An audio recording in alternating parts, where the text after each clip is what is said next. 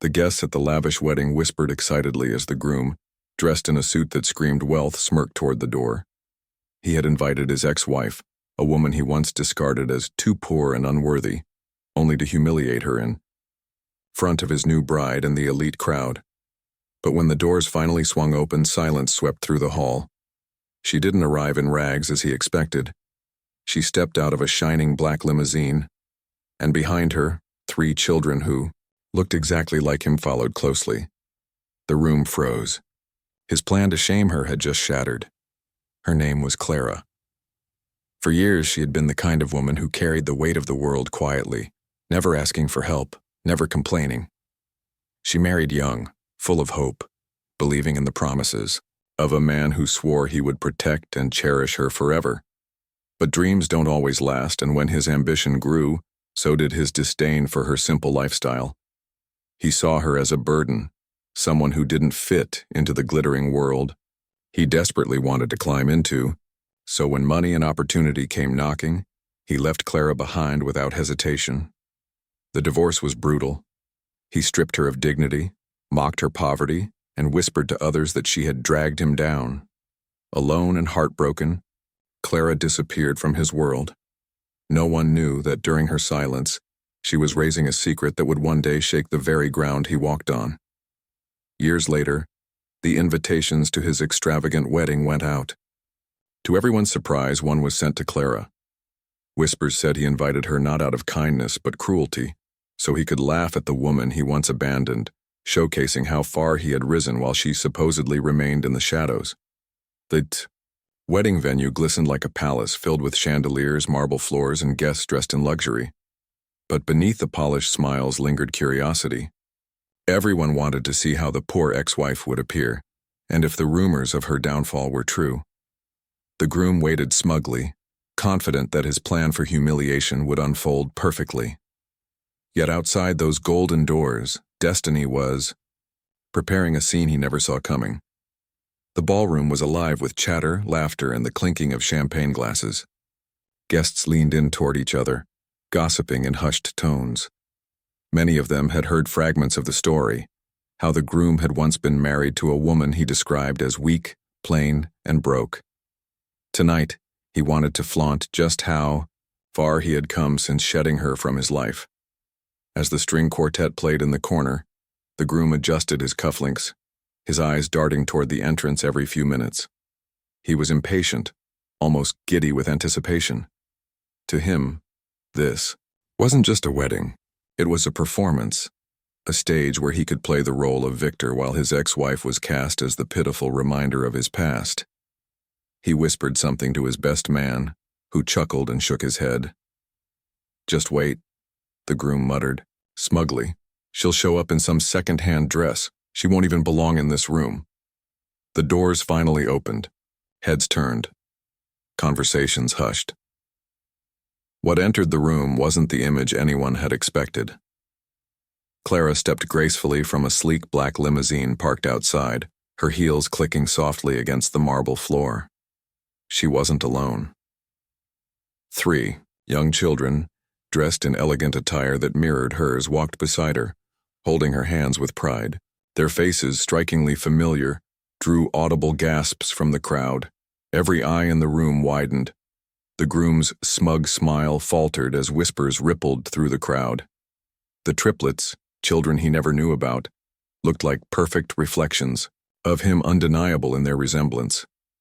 Clara, calm and poised, carried herself not as the broken woman everyone had been led to imagine, but as someone who had rebuilt her life with quiet dignity and strength.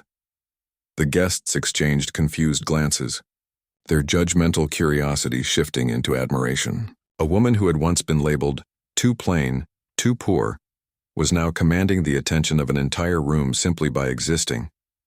The bride's family stiffened, realizing that this wasn't just an ex-wife making an appearance. This was a revelation that threatened to overshadow the entire celebration. The groom's chest tightened as he watched Clara. The humiliation he had intended for her was dissolving before his eyes, transforming instead into a mirror that exposed his own cruelty.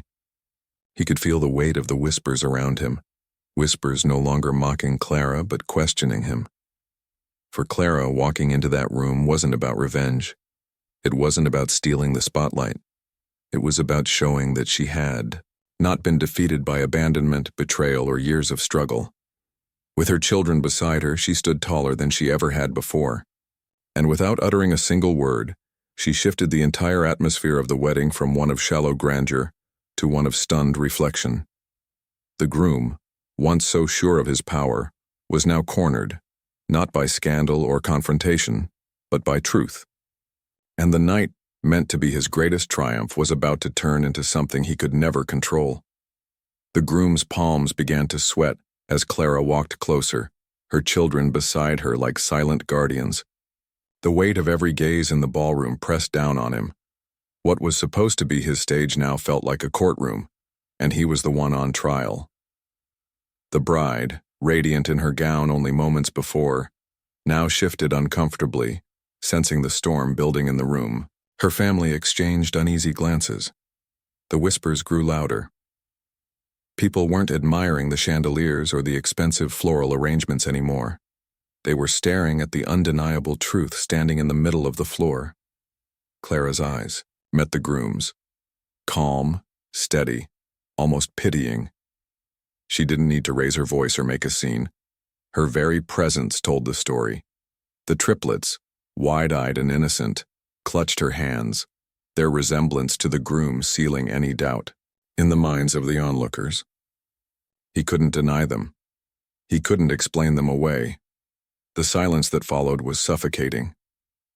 Then, a murmur swept through the crowd. Words like, "How could he?" and "She raised them alone," floated through the air. The groom tried to force a laugh to shake it off, but his voice cracked under the pressure. He had orchestrated this moment to humiliate her, yet here he stood, exposed as the man who abandoned not just a wife but children. The bride's smile faltered as realization sank in. The image she had of her perfect groom fractured piece by piece, under the weight of Clara's quiet truth. Guests who had come to celebrate now looked at him with disappointment, some even disgust. And Clara? She stood unmoved, not out of spite, but out of strength. For years she had carried her burden in silence, enduring the struggles of single motherhood without recognition. But now, in this single moment, her resilience shone brighter than any chandelier in the room. The groom's power evaporated, his reputation crumbling before the very people he had sought to impress. The night, which was supposed to celebrate his triumph, had transformed into a testament to hers. The ballroom seemed frozen, as if time itself had halted to bear witness. All the groom's wealth, the glittering chandeliers, the pristine white roses, none of it mattered now. The only thing that filled the room was the undeniable truth. Clara didn't speak of revenge. She didn't need to. She simply guided her children to a table, her poise radiating dignity. In her silence, there was more power than any outburst could have carried. She had endured years of whispers, of sleepless nights, of balancing two jobs while raising 3 children who never stopped asking about their father. Tonight, the world finally saw her, not as the discarded ex-wife, but as the woman who had risen from abandonment stronger, prouder, unbroken. The guests shifted uncomfortably. Those who had once admired the groom's charm now avoided his eyes. The bride's family, sensing the shift, whispered among themselves, their faces etched with doubt and disappointment. The bride herself, trembling, stepped back from the man she thought she knew. And for the first time, the groom realized he wasn't in control anymore. It was Clara who controlled the narrative now.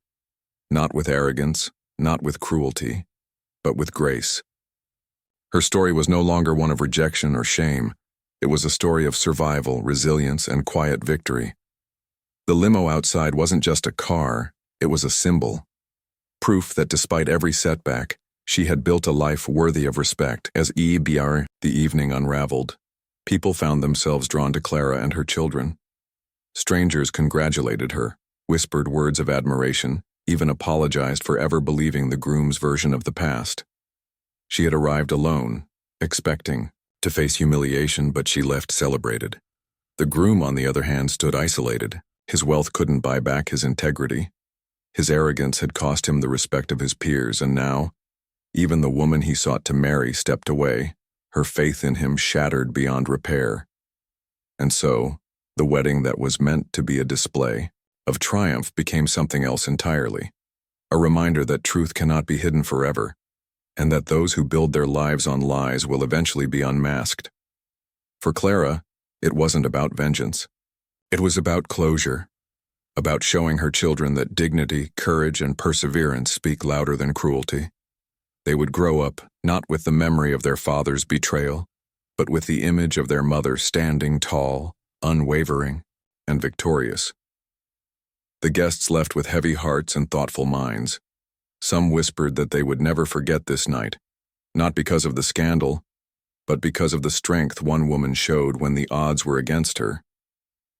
And perhaps that's the question that lingered as the doors of the ballroom closed. When life tries to write you off, will you bow your head in shame, or rise with quiet dignity and let the truth speak for itself?